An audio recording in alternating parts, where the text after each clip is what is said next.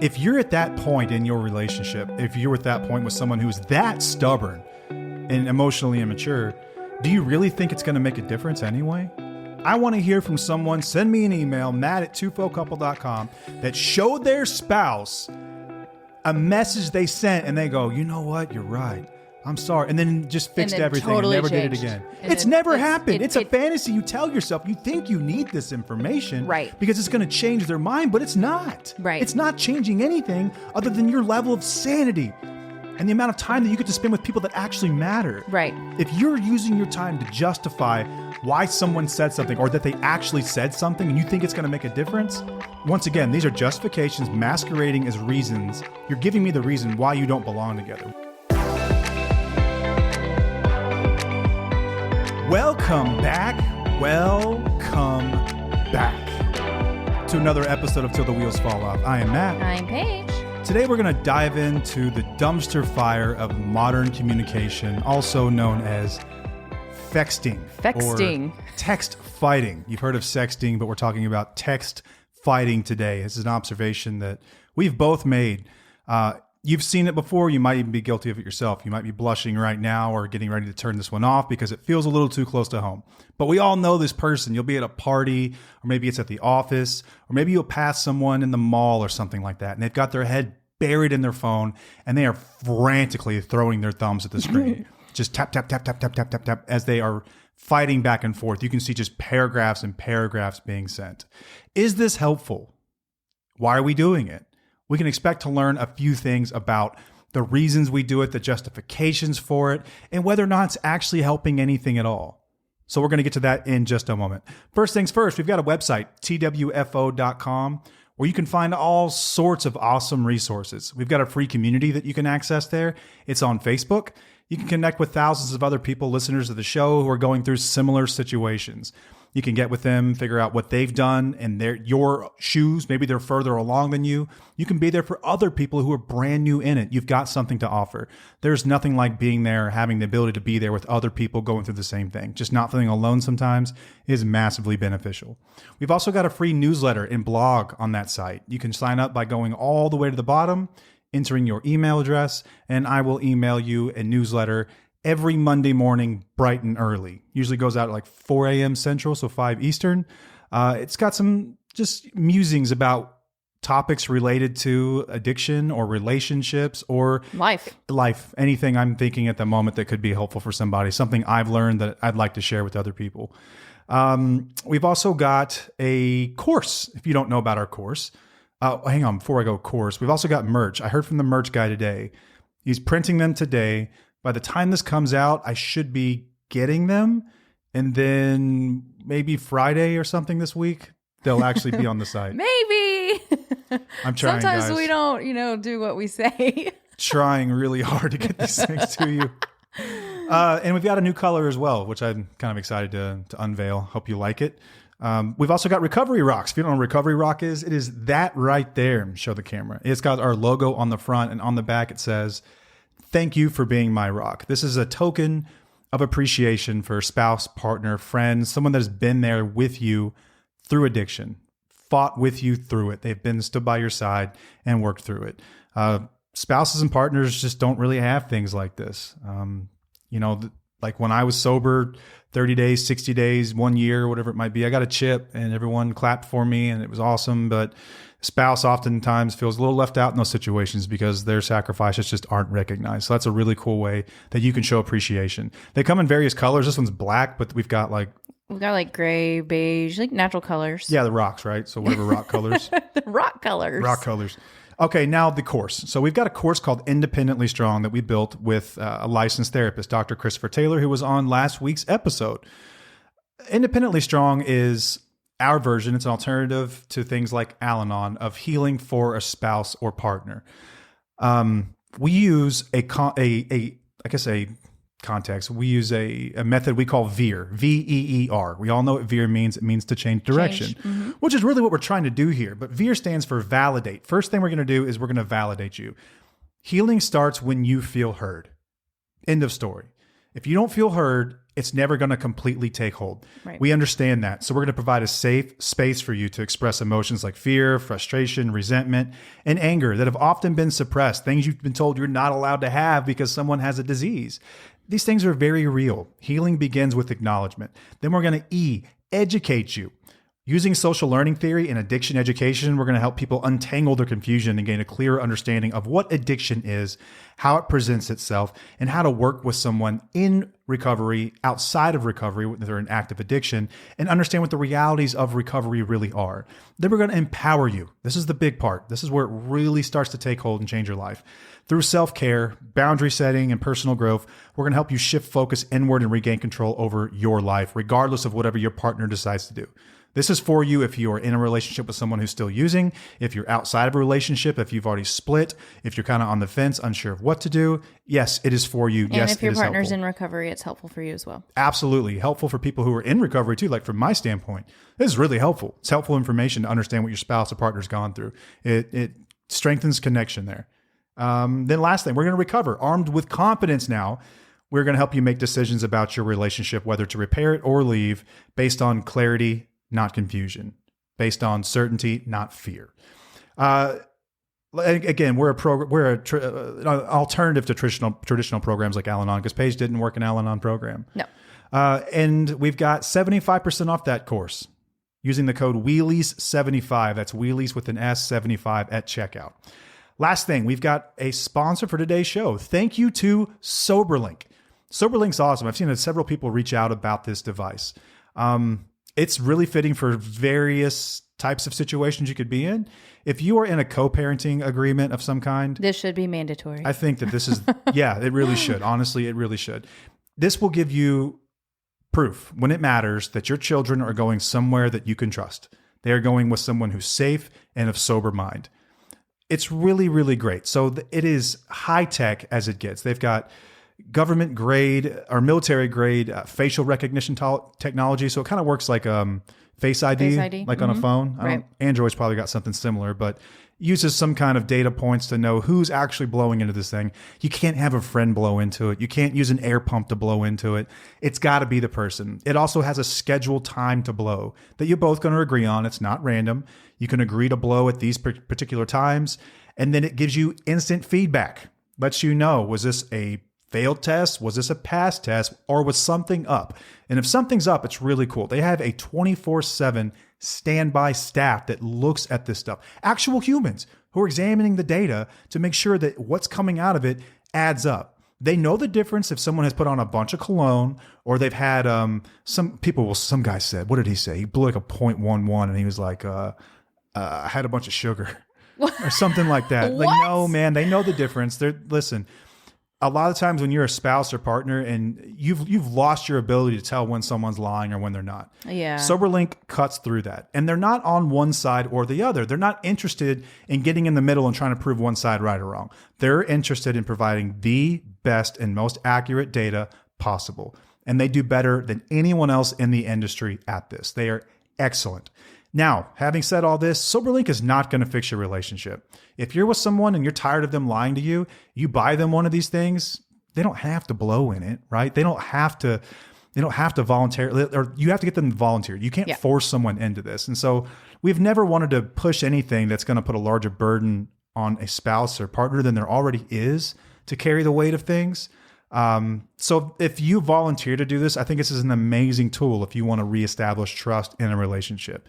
If you're with someone who's been in and out of treatment or sober living or God knows what, right? And you've lost your ability to tell when they're lying and when they're not, SoberLink is going to help you cut through that because it will provide you data that they have volunteered to give you on a regular basis. And you can also sign up several different contacts. So you can have your spouse or partner, you can have like your counselor, you can have your attorneys, you can have whoever you want to receive these messages. Maybe you've got like a sober community that you want to see. Hey, he's doing it. He's sober. This is proof when it really matters. So SoberLink's an amazing partner of the show, and they have given our listeners a $50 coupon off of a device. Going to soberlink.com/wheels and entering that code will give you a discount coupon that you can then enter to get one. Again, it's soberlink.com/wheels. And thank you to SoberLink. Okay. All that's out of the way. Did I miss anything? Nope. I don't think so. Oh, yes. We have Patreon now. That's right. We opened a Patreon. You write that down? I did write it down. I just didn't say it. We've had people over the years, like we'll get emails from these really just kind people who don't necessarily want a sweatshirt or like a rock or something, but they want to support us. And I think that's amazing. And I've never wanted people to feel like us being here is contingent on your financial support. It's not. It's just not, right? But if people have asked, like, do you have a way that we can contribute? Yeah, we've started a Patreon. So Patreon, you can join for as little as $5 a month and just contribute to the show. Every dollar you spend will go back into the show. That means new cameras. That means a new set, better content, guests, maybe some people to help us. That'd be the best thing. We do everything, damn it. Afford to pay someone to freaking help us. That would be amazing. But there's also another tier of that where you can, I think it's for $10 a month. And you can get a live Q&A with us once a month. We'll sit down with people for an hour and maybe an hour and a half, kind of depends. If it's fun, maybe we'll stick around even longer. Yeah. And we're going to answer questions, whatever you might have. Questions about us, how we solve problems, or questions about your life. What would we do if we were in your shoes? And I think it'd be really fun. Yeah, and it may evolve over time. Right now, this is all that we can do in the moment. Just can't swing it. Just we've got a lot going on. So, yeah, that's new. Yeah, and if you want to find more information on that, you can click the link tree in any of our social media profiles. So like on TikTok or Instagram, and you'll find Patreon there. We've also got a Venmo and a PayPal set up. If anyone wants to contribute. Again, we posted it in the community as well. You owe us nothing. You don't have to do anything. Believe me. If you want to support, though, that's great, and we appreciate it from the bottom of our hearts. Truly. Thank you. Truly, thank you. All right, now on to this Fexting mess. Yes, Let's get into this. Okay, so Fexting, that term, that you taught me that. You just like said this, I don't know, a week or so ago. Like I've never heard of that before. Oh, I didn't. Because I just say text fighting. I didn't make it up. I know you didn't make it up. Oh, but I'm saying I hadn't heard it ever. Yeah, Fexting. We've all heard of sexting, of course, but Fexting. We're fighting over text message. This has become more prevalent than I think people just having good old fashioned fights. I think it's the norm these days is that this is how people communicate. It is. And part of that is, listen, technology like texting wasn't even around when we were in high school. No. It wasn't around when we were in college, really. Shit, I didn't get a cell phone until I was 16. We got together when we were 14, so we didn't even have the ability to do that. Back in the day, you used to have to pay per text. Now, it wasn't expensive. Wasn't it like 99 cents a text or something? Yeah, something like that. Yeah. And if you went overboard or something, like they charged per word or something like that. Yeah, it was it was complicated. Yeah, so we didn't have that back in the day. We didn't start texting until much later in our relationship. No, but some of our younger listeners may be in a situation where that's all they've known is a relationship that was kind of built over text, even though ours sort of was. Because we met online, went on AOL Instant Messenger. AOL Instant Messenger, if anyone remembers that. But we were only talking for a few weeks before we actually met in each other at person. school. And then we talked on the phone all the time. And we would talk, at school in between classes. So we had a good mixture. Yeah, but text messaging has just become so prevalent. And for a lot of people, it is their preferred way of communicating. Yeah, well, here's the thing. Texting was really just meant for very short, small solutions, like, hey, can you grab some milk from the store, or hey, can you grab the kid from practice tonight, navigating things like that. Is the garage door closed? Right I don't think that it was meant for writing paragraphs over and over again and spending hours at a time trying to get a point across through a freaking phone. Like it's taken us away from our just basic human communication skills. Yeah, and that's kind of the crux of technology, right? Like in its infancy, it was beautiful. It was a way for us to connect. Easier. It made it easier to connect. It made it more simple to connect. It made it from anywhere in the world you could connect with people. But we've kind of taken that a bit too far now, and it's sort of replaced a lot of the interpersonal skills that I think traditionally have defined what is intimacy, what is communication, what is a relationship really about. Mm-hmm. And when it comes to fighting, it's the interesting one. Fighting over text. Like, I think the first time I remember ever seeing a fight over text message was like in chat rooms back in the day, and people would be arguing back and forth. And like, no one ever wins these things typically. No. Like, count on me your one hand how many times someone has had their mind changed over the internet. I'm sure a lot of people have, but you don't really it doesn't, you have to be open to having your mind changed in order to have your mind changed. Yeah. That's the fact of the matter. we think that we can communicate and create this message that's so deep and impactful and meaningful that someone's going to receive it and change their ideas, change their mind, change the way that they feel about a certain situation. But it's usually just not so. And we're just humans. Listen, I've done this too. Okay. I'm not a freaking saint over here. We've had text fights before. Yeah.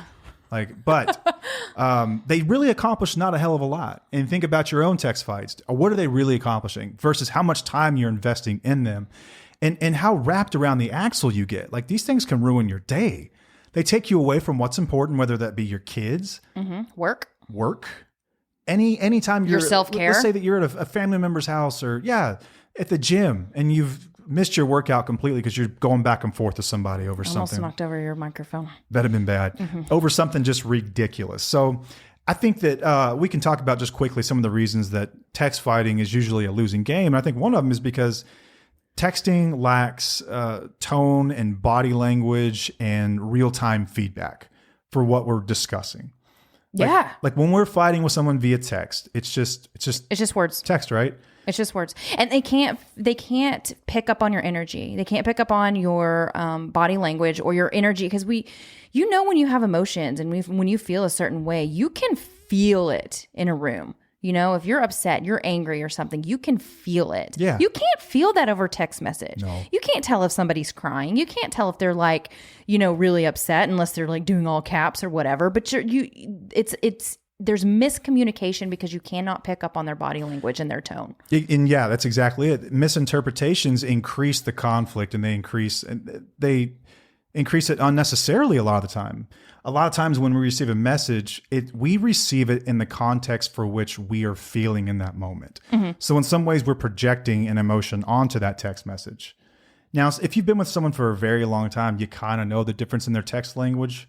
Yes. And text fighting, actually, whenever you've been in a relationship for a long time where you have intimacy, like in real life, that it's okay to have that occasionally. It makes sense. But if you're text fighting like all the time, it's going to be a bigger problem. Yeah, we're not talking about people that are able to do this normally. And believe me, many people are able to solve problems via text, hear each other, see each other, make amends, do all that good stuff. But that's not what we're talking about. That's typically in healthier dynamics. I'm talking to those of you that spend hours of your day back and forth with someone, or hours of your week back and forth with someone because you think that the way that you worded that is they're gonna hear that. Well, they're gonna hear me. They're gonna see me. If you're texting to share the way that you feel, hoping that somebody can hear you and see you and get your point of view. Healthy communication is being able to listen to other people. It's not about getting our point across to somebody else. It's not about telling them how that we feel and them taking it. The whole point of communication is to listen to the other person and have their perspective in mind. But when we're text fighting, what are we doing? We are just constantly like, I need you to hear this. You need to read this. Look what you said. Look what I said. I need you to hear me, validate me, hear all these things. That's not what healthy communication is about. Right. Yeah, that's not a productive fight. And we'll get into some of these a little deeper, but I think something else that it does, in addition to what you just said, is I think it makes it easier for manipulators to manipulate. I was going to say that. I actually did a video recently about that, is that it does make it easier for manipulators to manipulate because you can't pick up on the tone or what's going on or what they're really saying. Yeah, and I think that if you're manipulative, you can take... Especially if you've been in therapy or something like that, like you can take that language and you can bastardize it and use it against somebody. You can really start to pick apart words.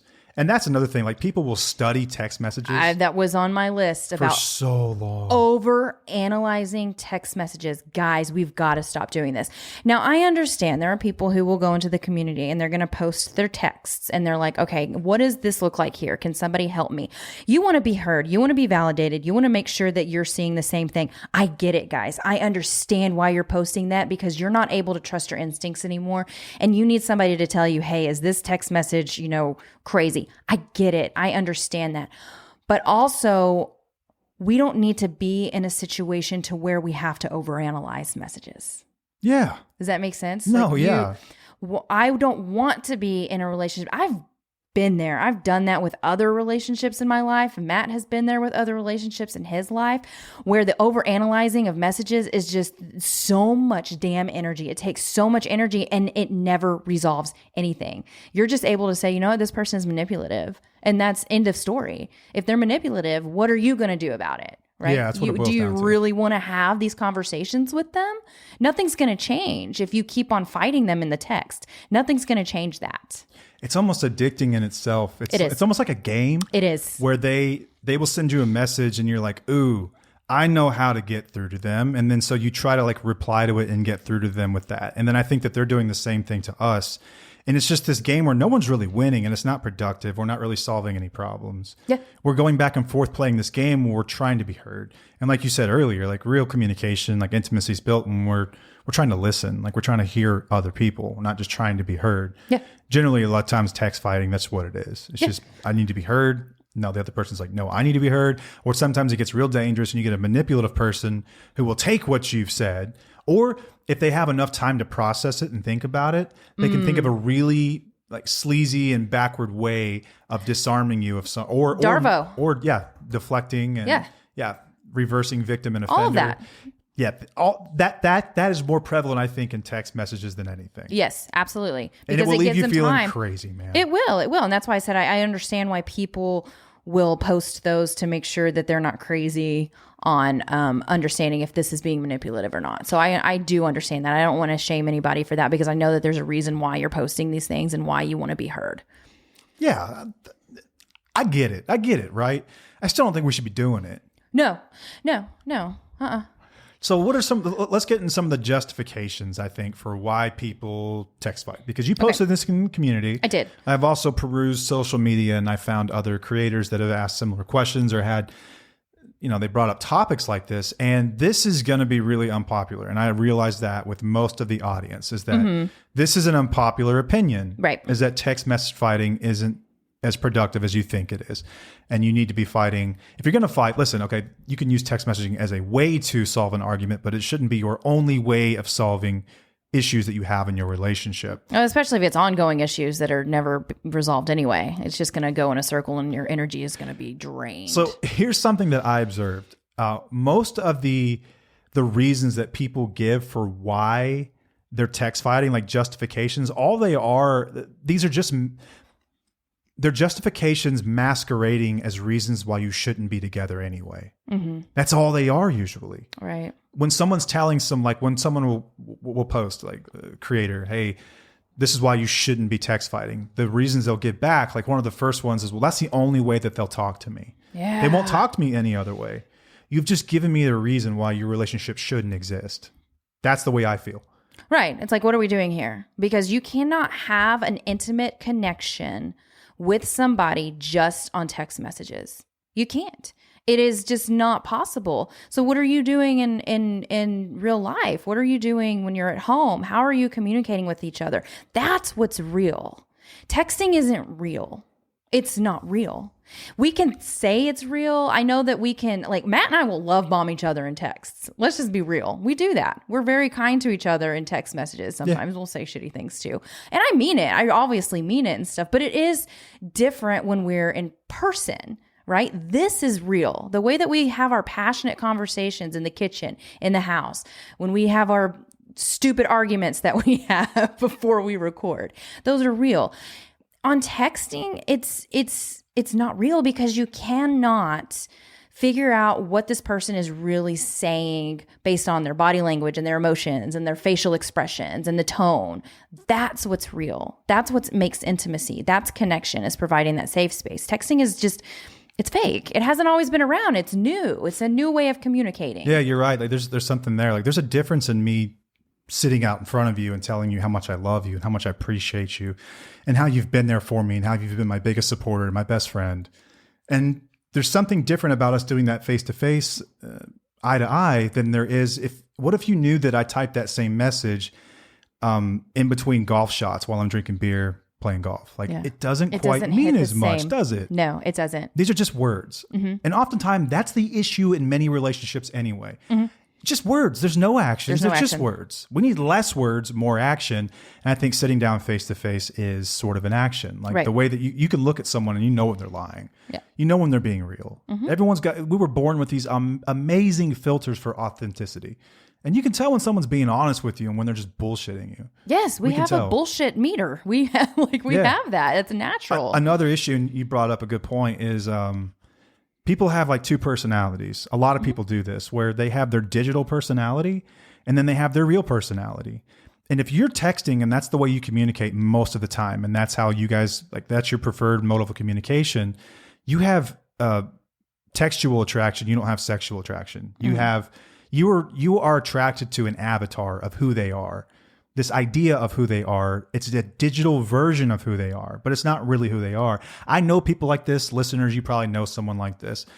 Texting with them back and forth, like, oh, like they're fun, they're they're clever, like they're well read, a little flirty, like kind of interesting, right? But then when you meet them in person, they don't say a fucking word. They don't say two words. They're just super quiet and introverted. I think this is basically defines like every kid under the age of 20. Yeah. Pretty much. Like that's just, kids do this really bad, but adults do this just the same. Yeah, but then they'll make the excuse of like, oh, I only text because I'm not comfortable speaking in person, or I'm an introvert, or it's just easier for me to communicate that way. I get it, guys, because I've struggled with that for most of my life. Like, I don't like picking up the phone and calling people. I don't do very well in front of people. So texting would be easier for me to do things. But I have put myself out there more and more, like exposure therapy. And I didn't make it an excuse of saying that, oh, I'm just an introvert, I just need to text. Like, that's not healthy. It's not healthy communication because it's not like real. We have to learn how to communicate in person. And it's getting more difficult with the younger generations. This could be a totally different episode. Yeah, I think really like what I'm kind of sick of is hearing people give excuses for why they're not doing something rather than addressing the issue and working toward it. Yes. Like usually it's the excuse. Another one of the big reasons I saw in comments and different threads was like they might have a number of different diagnoses. It's ADHD or it's CPTSD or they're just neurodivergent, and it's just easier for them to process and send information after they've had a moment or two. And I get that. I do. I deal with the very same thing. Right. I tend to be impulsive, and I don't really mean the things I would type first or say first. I need to take a second. Okay. I need to process that emotion because I'm quick to trigger. Yeah. Just quick. It's the way I am. A lot of people are sort of the opposite, where they don't really feel much of anything and they have to really process it. Listen, I get it, but it doesn't make it an excuse for why we shouldn't work on these things. These are still skills we need to develop. Exactly. And life is not going to work such that it's always going to be super convenient for you to take something, think about it, and then respond. It's also not going to be super convenient for you to work through marriage issues and counseling or something like that if the only way you communicate is via text. Yeah. What you're doing is you're highlighting a hurdle that you have in life, and that's a valid hurdle. But what you're doing at the same time is giving into that and saying, for this reason, I cannot do what you're asking to do. It's just fucking not true. You can, it's just more difficult. And I get it. Yeah. And I've recognized that one of the biggest problems within relationships these days is the communication skills are they're suffering. Garbage. They're terrible. They're not great at all. I mean, Matt and I had to deal with this too. But text, and I think it does have a lot to do with the texting and not actually learning how to communicate with each other in person. Like, I want you guys to practice and act like you don't have the ability to text anymore. Let's say that you don't have the ability to text for one day. Like it's going back in time where it's like, I can't get a hold of this person. Don't text. Talk to this person in person and see how it goes and see how it feels and see if it's awkward, if it's not, like, how can you address it? It's just a challenge I would like you to do if you're in the relationship. Now, there are people who are out of the relationship who I understand that texting is, you shouldn't be fighting anymore anyway. You need to be like talking about things at very basic level. If you've got kids, use the kid app. If you've got, issues you're trying to co-parent with or whatever, just use those apps. But just keep it very basic with your texting. You don't need to be fighting anyway, unless you're utilizing it for evidence. That's another one that I was going to bring Well, up. there's two different types of evidence for this. Like one for evidence that you would need to utilize in court. And for me, I would say you don't have to respond to all text messages. So if there's something that's being said from the other person that you feel like is evidence, don't respond to it. Keep the message. And that's something for proof, because if you respond in a certain way, that can be held against you in court too, because they don't know the context. They're just going to look at whatever's being said and then base it on that. They don't know your whole story. They don't care. It's going to be based on the words that are being said right there. So you have to be careful with what you put out there. It's like, don't say anything that you wouldn't want a judge reading. Exactly. Like, don't type anything that you wouldn't want a judge reading. Yeah. Possibly completely out of context. Yes. Awesome Wheelie actually said that recently. Yeah, it's true though. It is true. The other type of proof that people say that they need is the one that sort of blows my mind. Yeah. Is they will say that I need proof so I can show them that they said that they actually said that they actually lied, or that they denied something, or that they did this or that. They have to have it in writing so that they can go back in time, I guess, in another argument in the future to say, oh no, this is what you said. Now I understand you utilizing that as like a way to validate your feelings, but to use it against them, it's not going to matter. Yeah, maybe so you feel sane. Yeah, so you feel sane. I get that. I totally understand that, because you're like, okay, no, he really did say this, or she really said this. This is what is in writing, and I see that. But if you're using that information to use against them, it is going to be a waste of time. Like, oh, this is going to It is a waste of energy. It is not going to change their mind. They are going to come back and deny, or they're going to make up a story, or they're going to just like throw you under the bus. Like, it's not going to be productive, and it takes so much energy. And I've said that so many times within this, but I'm just thinking of like all the energy it takes into text fighting and what you're trying to do. Yeah, once again, if you feel like you need proof so you can show them what they actually said and they're denying it, once again, this is a justification that you're using. I need this proof. This is a justification masquerading as a reason that you have no business being together. Yeah. End of story. Yeah. Yeah, it's true. It's insane to me that you think you would... Okay, if you're at that point in your relationship, if you're at that point with someone who is that stubborn and emotionally immature, do you really think it's going to make a difference anyway? I want to hear from someone. Send me an email, matt@twofocouple.com, that showed their spouse a message they sent and they go, you know what? You're right. I'm sorry. And then just fixed everything totally and never changed. did it again. And it's never happened. It's a it, fantasy you tell yourself. You think you need this information, right? Because it's going to change their mind, but it's not. Right. It's not changing anything other than your level of sanity and the amount of time that you get to spend with people that actually matter. Right. If you're using your time to justify why someone said something or that they actually said something and you think it's going to make a difference, once again, these are justifications masquerading as reasons. You're giving me the reason why you don't belong together, why this relationship is a dumpster fire. Yeah, I don't feel like I've ever really... The only time I've had to go back and look at text messages from you is if like it was something that we were discussing based on either the podcast or what we need to do with the car, or, you know, like really basic things. Like if I were to go back and say like, well, I said this. No, well, you said that. There have been times where I'm like, oh shit, no, I did say that day. I said that it was on that. Or it's like my appointment is on this day. You know, it's not 100%. Really fighting. It's just like looking at things that we're saying like, oh shit, that's where it's been convenient for us. But for a fight and actually to go back to prove to you guys, I'm sorry. I don't feel like I've ever been that petty. If I found myself in that situation, before I showed them the text, I would ask myself the question, what am I doing? Yeah. Is this, if I'm at this point, I need to reevaluate everything. Yes. Everything. The whole situation, the whole everything, and how we are. Because also what happens, and this is going to be hard to hear too, is that it makes it easier for us to manipulate in situations on texting. Proceed. Okay. Because we want to be able to change your mind in how we feel about something. Like control. Control. Right. Yes. Yeah. So it can make it easier for us to manipulate the situation because we're not saying things in person. In-person conversations are difficult. There are pauses. There are times where you're like, oh, I need to think before I speak. Sometimes you might be impulsive and you'll say something kind of crappy or whatever, and you'll be like, you're such an asshole, you know?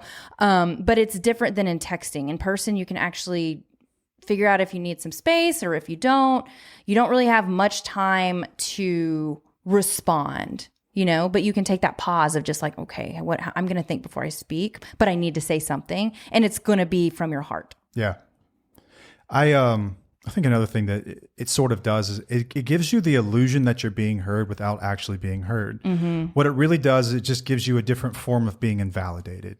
Because if you're being invalidated face to face, and so you think that, okay, well then we'll go to text message because we tend to have more constructive conversations, or that's what you tell yourself. When we're texting, it's generally not the truth. What you're going to do is generally just have another avenue to be invalidated or not heard. Yeah. And it's going to drive you even crazier because you literally have the proof right in front of you.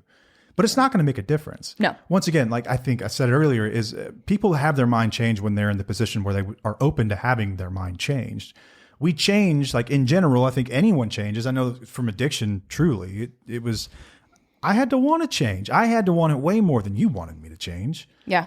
I had to be interested in it. It had to be my idea. It had to come from me. And this is no different. If you're taking someone all this information, like all this proof, what are you really trying to accomplish? If it's for your own sanity, I kind of get it, but how many times have you done this? Yeah, exactly. First time, right. Second time, third time, after that. Is it going to keep on? Don't we see a then you're stuck here? In the cycle. You know? Don't we see a pattern here? Right. And another thing I think, like one of the biggest red flags about all this is that if you think that you communicate via text because it feels safe, which you're also like, it feels safer to you because I can say these things, but I can't say these things in person. Like what you're really saying is that you'd rather text because you feel unsafe with that person face to face. So once again, like what are we doing? It's another red flag. Caveat, this could come from a previous relationship. Some people, we have baggage, right? I have baggage, you have baggage. Yeah. Listeners have baggage, we all have baggage. Sometimes we show up to a relationship with things, previous hurts from a different time in our lives. That we haven't healed from. And so you show up and this is just a way you do things because from a previous relationship, you never felt safe. That's how you were conditioned. But if you're doing it in the relationship you're in currently because you don't feel safe communicating the things that you feel like you should say, or that are really on your heart, or that you really feel, it's not a relationship worth having. Right. Simply put, it's just not a relationship worth having. Yeah, well, a healthy relationship means that you feel safe and you should be able to speak your mind and feel heard. You should be able to feel heard. Like that's a healthy relationship. I think the healthiest relationships rarely text fight. You think so? Yeah. I think everyone to some degree text fights these days. Well, I think so too, but like, I said rarely text fights. Well, I don't want to give anyone the impression that we're like, get off my lawn, like 80-year-old people that are like, get rid of your technology. It's pointless. It serves no purpose. No. Because that's not true. No. It's super convenient. Mm-hmm. Every so often we'll have a spat via text, but it's quickly resolved and we talk about it when we get home. Yes. That's another thing. I think it's a great way to kind of start to heal. Yeah. Whatever rift you might have. Or you can say, hey, let's have this conversation later. I'm not comfortable discussing this over text right now. But if you've got someone, then that's the only way you communicate, especially if you're in the same house. My God, I've seen this too. One of them be upstairs or in the bedroom, and the other one being like in the living room. Yeah. And they're text fighting. Yeah. And they're texting each other. Mm-hmm. Well, what are we doing? Yeah. Like, just go ahead and get on the internet and find yourself like a long distance pen pal boyfriend or something. Yeah. Or girlfriend. Like at that point, you're kind of in the same boat. Right. A lot of times these relationships lack intimacy. I know this is something that guys have complained about for a very long time. I always hear from the male listeners that are like, we have no intimacy. We never have sex. We're never physical. We're never physical. Yeah. And you have no intimacy at all. You guys text each other. Like my 12-year-old texts her boyfriend too. Right. Guys, like this is not what real intimacy looks like. You can communicate via text. Don't get me wrong. Everyone should communicate via text. It's one of the greatest inventions ever. Absolutely. Like, did we close the garage door? Yes or no? Yeah, I've solved some problems via text with people. I mean, it's been great for certain things. But there are people who will sit there and text, and then the person will call them to try to resolve it. And guess what? They don't pick the phone up. No. They don't want to. It's uncomfortable, man. Do not get so addicted and used to text fighting that you forget how to solve problems, because you're going to need to solve those problems one day and you're not going to have the fucking skills because all you know is texting. Yep. So guess what happens when you go to marriage counseling? You're going to look at each other and not know what to do because you have no physical, like no intimate relationship. You don't communicate physically, right, face to face with each other. You're used to the phone screen. Yeah. You're in love with your iPhone. You're not in love with them. Right. It's completely different. It is. Develop those skills. You have to develop those skills, and you should commit to developing those skills. Agreed. So I think we've beat people up enough. If you're texting me, like, I shouldn't have to tell you. I think that's ridiculous, and you shouldn't be doing this. This is not how you should be spending your time every day. Hours and hours and hours and hours trying to get someone to see you and hear you, and they don't want to. They have no interest in it, and you're not going to convince them with a bunch of screenshots. No, you're not. You're not. You're not. So how can we stop this? If you're a couple that fights and you want to stop, here's what I would say. If it's hyper emotional, talk about it in person. Yes. So if you get something over your phone and it's like almost a triggering response in your brain, you know, like the emotional feeling that you get where you're just like, oh, I need to say something. I need to defend myself. And you get your phone, you just start like, okay, go ahead and write it out if you want to. Don't click that send button. Don't do it. Or go into your notes and type it out into your notes. Don't send it. Just get it out there. That's fine. That's cool. But don't send it just yet. You're just going to leave them hanging? What, the person? Yeah. You can wait. You don't need to respond to everything. I would respond like, ever. Is it cool if we talk about this when I get You home? can do that. But sometimes people are like, I've said, like with triggers, sometimes you have like this and you just got to get it out. And you got to get it out and you want to get it out. Like in person, you would probably lose your shit over this person if you were to see or hear these things or whatever they said. Brought up something I meant to bring up earlier is the impulsive nature of texting sometimes. Yeah. People could do this in person too. You can get so pissed off that you say stuff you don't mean. But I think Mike Tyson said it best. I think he said the internet has made us way too damn comfortable. He said, God, there's shit that you say online that would get you, your head punched knocked off. in the face. He said something like that. Yeah. He's like, it made us way too comfortable saying stuff that we have no business saying without getting our slapped across the face. Yeah, because if you were to say it in person, oh man, just go on TikTok. Back in the day, people would fight each other over that. People are mean over shit the that internet. People say on the internet, like holy crap. Like there's a way.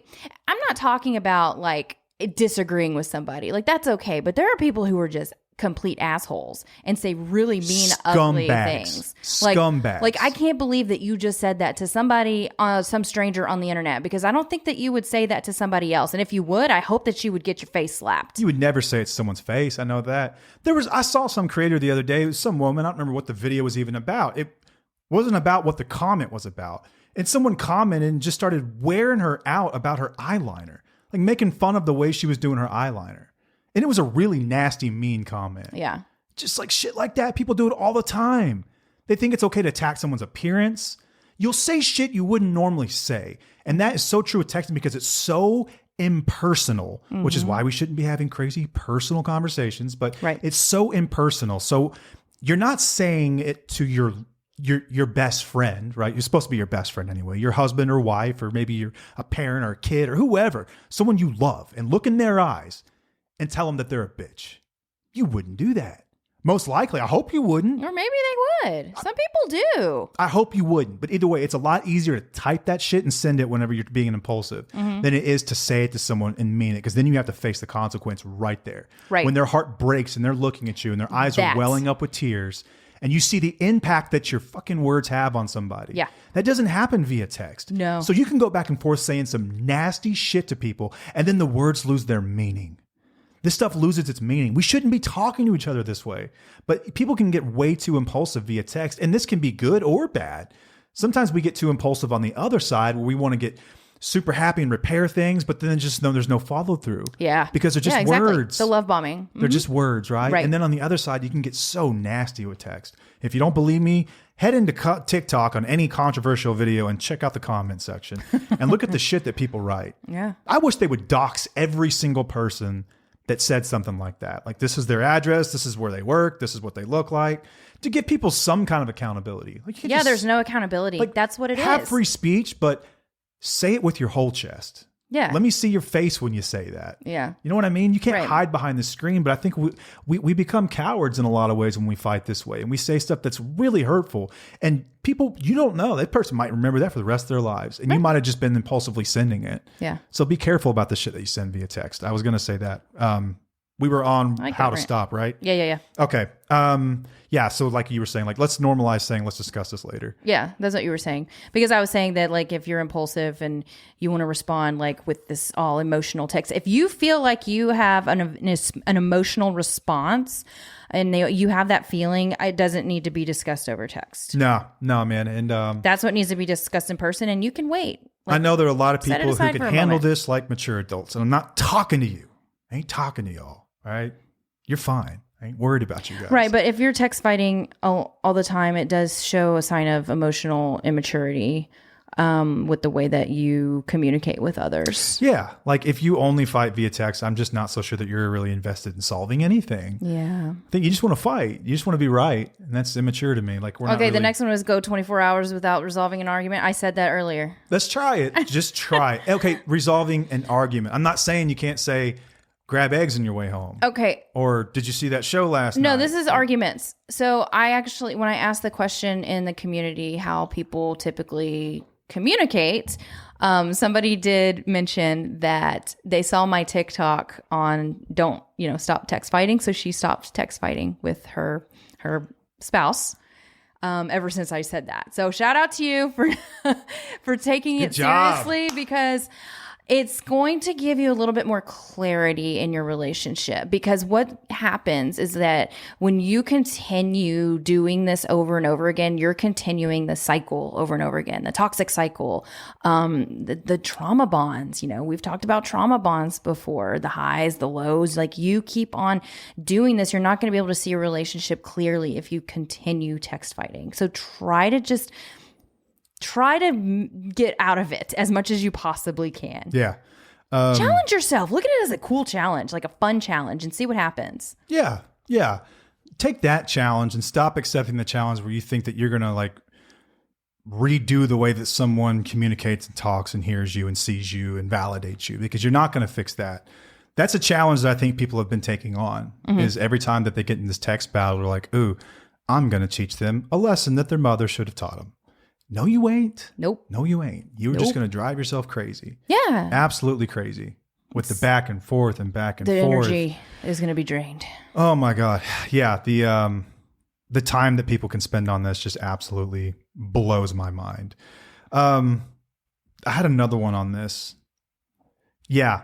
It's easier for me as a default response. Once again, I think there are people who communicate very well via text message, and you can solve disagreements very well via text message. That's your preferred mode of communication. You would be the first people it was easier to write than not, right? People have been writing letters to each other in love letters since forever and solving disagreements.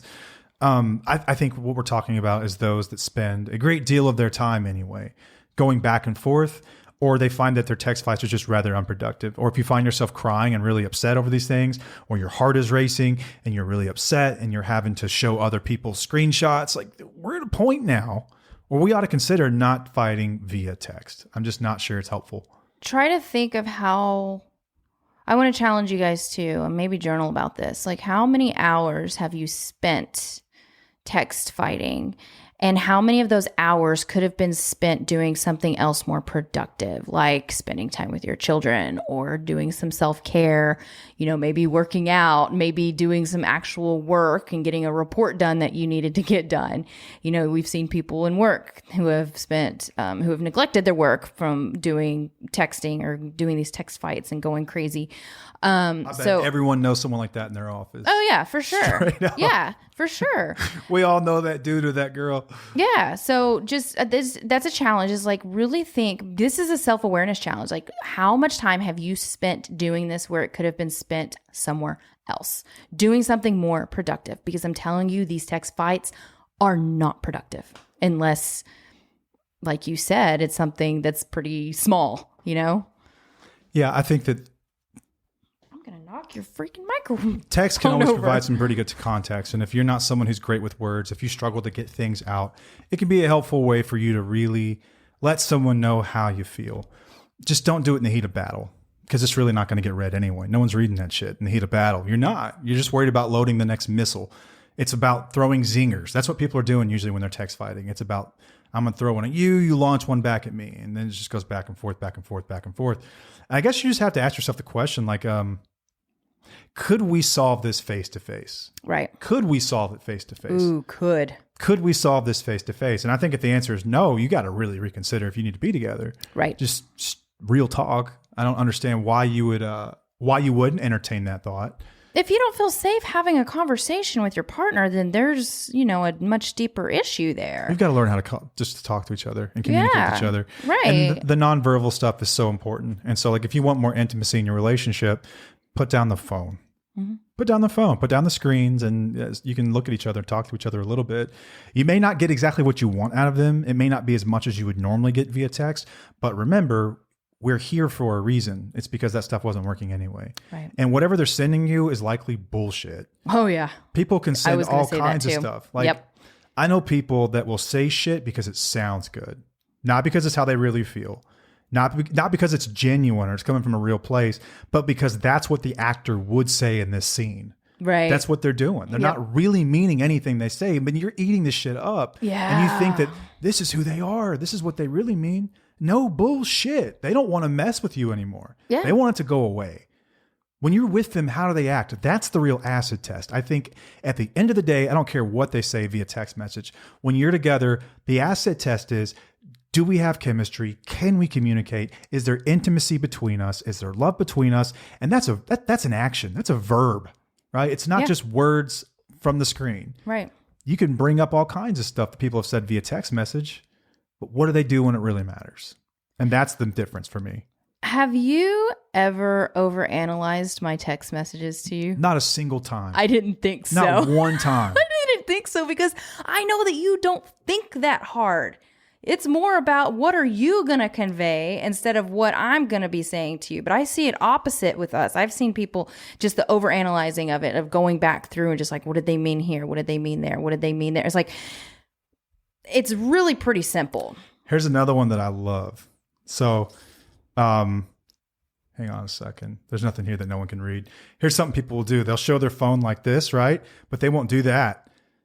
They'll only show that. So the other messages are blurred out. Like you click on the one. Yeah. And they like to show a message that somebody sent without any real context. There's no context. But what I was going to say, back to your point, the reason that I don't overanalyze your text is because we know each other so well because of all the time we spend communicating outside of text message that I know that if you send something that's rather absurd or mean, that you're probably either A, fucking around, or you're overstimulated and you're just having a day. Yeah. And I don't take it seriously. Same. I don't. But if you don't have that closeness to begin with, that has to be the foundation, y'all. If you don't have that closeness to begin with, that can be interpreted a million ways. Yeah. If someone can take it way too seriously, maybe they don't take it seriously enough. It can be one of the two. So if you don't have a healthy relationship, the text messaging can go either way. Right. But it's never going to land where it needs to because you don't have the context, because you don't talk.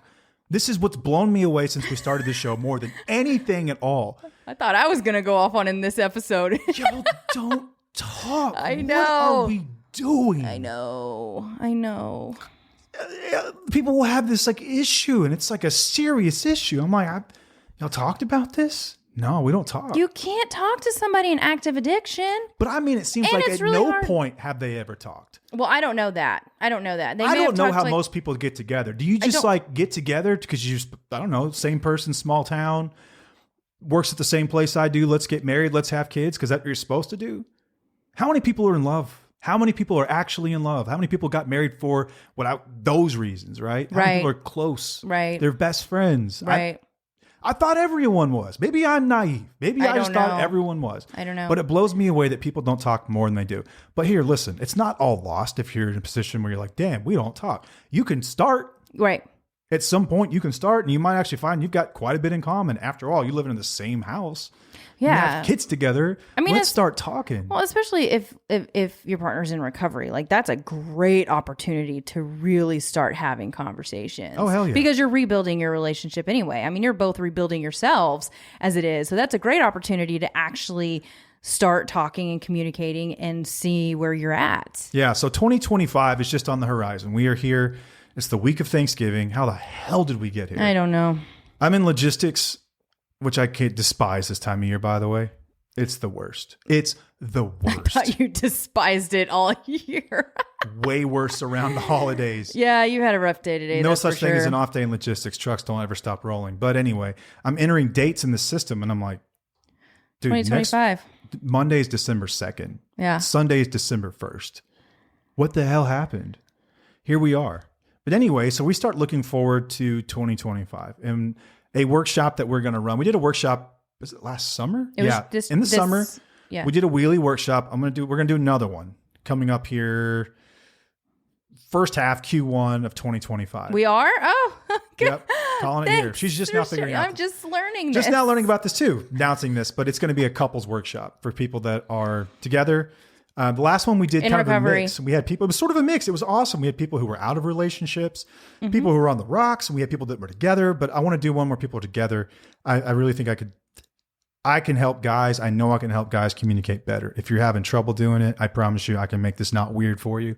Yeah. And I would love to see you out there. So we'll have more details on that to come. But I know for a lot of guys, it's tough to talk. It's tough, man. You feel vulnerable and then you feel like it's going to get used against you because and I've seen it. It's fair. It's a fair criticism. I've seen people do this online, especially. Yeah. A guy will open up about how they feel about something. And for women, as much as they will say, like, I want a guy who's emotional, who can talk about his emotions. They're really quick to throw that shit in your face whenever stuff goes wrong. And that's not right. That's awful. But listen, if it's how you really feel, you can find a place of confidence where you can own that. And all right, F them. And I'm going to teach you how to do that. I'd love to teach you how to do that. Yeah. So, but anyway, communicate. Please communicate. If you can't solve this problem via text, then okay, could we solve this face to face? Yes, you can. You absolutely can. Is it going to be uncomfortable? I hope it is, because if it's uncomfortable, that means you're growing. That means you're doing something different. I think texting, ultimately, the reason we do it is because it's comfortable and convenient. Yeah, it's convenient. For sure. If we need anything in this life, it's less comfort. Everything has gotten too comfortable. It has gotten way too comfortable. And people are suffering because of it. They really are. There's a book called The Comfort Crisis, and it's pretty on point. It's about that very thing. Yeah, we have too many avenues to be comfortable, which leads you to not challenging yourself, which leads you to make I think excuses. it leads us to more anxiety. I think it leads us to more depression. I think it leads us to more mental health issues. I think it leads to a lot of things like that because we become so comfortable in whatever, life is throwing at us or something that we don't know how to be resilient. Yeah. And being resilient is what's going to help us get out of all that stuff, out of that funk.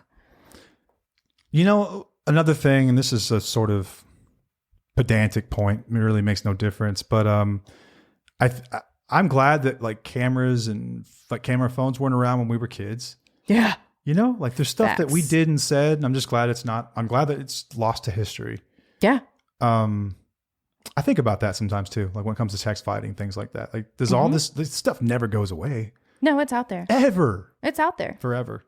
Right. Everyone. And you have to remember that when all that stuff's out there. Yeah. Just something to ponder. Kind of chew on a little bit. It's just, think about it. Just, I don't know, go back in history. What if, I don't know. Makes no difference. I think it's all we've got here. Yeah. I think I've ranted enough on text fighting. Right. And if you just practice, guys, like I know that so many people do this, but just shift it a little bit. Try to not text fight and see how it makes you feel. See how it makes you feel in your life, in your relationships, everything. Yeah. And also, I know that there are plenty of valid reasons people have many disorders or pain from your past.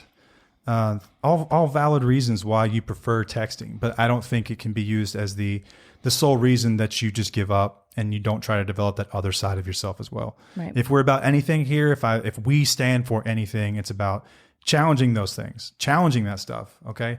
Growth. I know it's tough, but it's not impossible, and you're only going to be better for it. So I know it's difficult, and it's going to make it that much more powerful and meaningful to you whenever you do start to learn how to develop and move past some of that stuff. I will never accept this is the way it is and just excuse. Yep. That's just who I am. Listen, dude, I am the most neurodivergent person of all time. I suck. I get distracted so badly, so badly that I overwhelm myself and I get anxiety and sweaty armpits because I'm trying to do 5 things at once, because as soon as I get a notification of some kind, I'm off to do that. It feels so urgent to me, I can't help myself. That's the way I roll. When someone sends me a long message, I have to respond right away with another long message. So like the reason I'm able to talk about this is because I've had to beat this stuff. I know what it's like. I know what it's like to be in your shoes. I get it. I've been invalidated via text. I've dealt with every bit of that shit. How did it feel to stop doing that and challenge it, though, to where you don't respond immediately? First, it makes you a little anxious because you feel like, oh, but they're not going to know how I feel. You know, it feels scary. Yeah. And then you get to a point of acceptance where you go, doesn't fucking matter because they never cared anyway. Yeah. Doesn't really matter. It's just another way for them to invalidate the way I feel about this, or to invalidate the experience, or to hyper focus on something I said 6 months ago that's completely irrelevant because I was really upset and it's not that important. It's just... Yeah, but is it more freeing now that you let go of those responses? So much more. Like I feel like I get to control now what comes in and what goes out. Yeah. I'm not it's something that's in your control. Yeah. That's what's important here. And I typically don't respond to stuff like that. I won't. Right. And on the off chance I ever do need to take some time to respond to something, I love to, if I can, set up a time for me and this person to talk. Like if we're that far apart, I'm not going to try to figure this out via text. Right. I'm just not. Right. But we've also, like, we should say this too, like we've also been able to solve problems via text, but I think it's because we're reasonable people that want to hear the other. Exactly. And I think you could, if that's how you roll and you have that's the foundation, none of this applies to you. You're fine. Right. But I think if you don't, and you're spinning your wheels. You guys know. You know. You're smart. Y'all are smart people. Okay. That's it now. We'll end it with that. If you are in the United States, I hope that you have a happy Thanksgiving. I hope that you eat all the food, whatever it might be. What's your favorite, by the way? What's my favorite food? Thanksgiving food. Dressing with gravy. Okay, hang on a second. At your house, there's always 2 different dressings. No, there's not. At your not. mom's house. No, there's not. Yeah, there's always one that's like different than the other. No, you're full of shit. What are you talking about? I swear to you. No, my mom used to make one when I was when I used to be a vegetarian, so she would make one, or I would bring one that would have like vegetarian based stuff. Chicken stock and no chicken stock or turkey. What are you thinking? I'm thinking there used to be one that had like meat in it for sure. Okay. And then there was another turkey. one that was like, okay, I don't want to be mean, but there was one that was super dry and one that's super good. And I don't remember which one was which, but there was always 2. But dressing's your favorite thing, dressing and gravy? Yes. And I like it with some cranberry sauce. Why you call it dressing and not stuffing? Because we don't put it in our turkey. We don't stuff the turkey to make the dressing. So why is it called dressing? I don't know. It's a bread you know what I casserole. really want to try? I want to try a New England style dressing. Oh, with clams? With like oysters, I believe it is, or something. Is it Maybe oysters it's or clams? I don't know, but I think it's clams. But I would love to have like an old New England style Thanksgiving, because that's like, what did they eat? Like lobster. I think they ate a lot of fish and like venison and stuff. Yeah, that's great. I want to do that. I think that sounds delicious. Big lobster boil. Well, I wanted to go to Boston for Thanksgiving one year and have a New England Thanksgiving. If any wheelies want to host us one year, just let us know. What's your favorite Thanksgiving food? Generally it's going to have sugar in it. I love sweet potatoes. I love candy yams. Yeah. You like it with the marshmallows on top? Hell yeah. Okay, my mom doesn't make them that way. Your mom makes them that way, and they're good. But my mom makes it with like green stuff. The green stuff is my favorite thing. Nobody makes that. You have to make that this year if you're going to have it. It's called, if you want to look it up, it's like the most, it looks like some shit Cousin Eddie would eat on Christmas vacation or Vegas vacation. Ambrosia salad. Yes. So it's like green Jello stuff with cottage cheese, dude, pineapple. So I could eat you and the kids love it. That stuff. I don't mind it. It's good, but I feel like I don't know. I can eat the whole container. You used to make extras. I can eat the entire container. Turkey's so I love the pie. No, fried turkey's the best, by the way. No, fried turkey is amazing. Or really someone who knows what they're doing with the smoker too. I made a good turkey during COVID. You did. That was one. It was that delicious. Was the best turkey I've ever had. It was so good. I used like oranges. I brined it in oranges or something. Amazing. It was so good. Casseroles are usually pretty good too. I make a homemade green bean casserole. All right, so we can agree the food's great. What's your least favorite part? Your least favorite thing in Thanksgiving? Like why do we always make that? Mashed potatoes. Just do without them? Yes, because we have dressing, we have rolls, we have a shit ton of carbs, we have macaroni and cheese. Why are we making mashed potatoes? I don't know why it's because it's like mashed potatoes are such a basic dish that we can have like any night of the week. Yeah. So it's like, why are we having mashed potatoes? I don't know. Kids like rolls. That's their favorite part. Yeah. Do you like mashed potatoes or do you really care? I'm indifferent. I wouldn't like, I never thought like, oh, hey, to make this meal perfect? Some mashed potatoes. I don't think I ever put the mashed potatoes on my Twice baked potatoes though? Different story. We have those at Christmas. Love them. Sydney loves those. Those are delicious. Pies, I'm all for it. Yeah, we ordered pies this year. But yeah, we're going to watch... spinach balls are good. I always make my spinach balls too. Oh, yeah. We've got Cowboys, Giants. It's going to be the sparest football game of all time. The perfect opportunity for a nap. To sleep. That's it. Okay, that's all we've got. Rambling at this point. I got to go to bed. Yay! All right. Thank you for joining us. Again, have a happy Thanksgiving, and we'll see you next week. Till next time, I am Matt. I'm Paige. And we'll see you. Bye.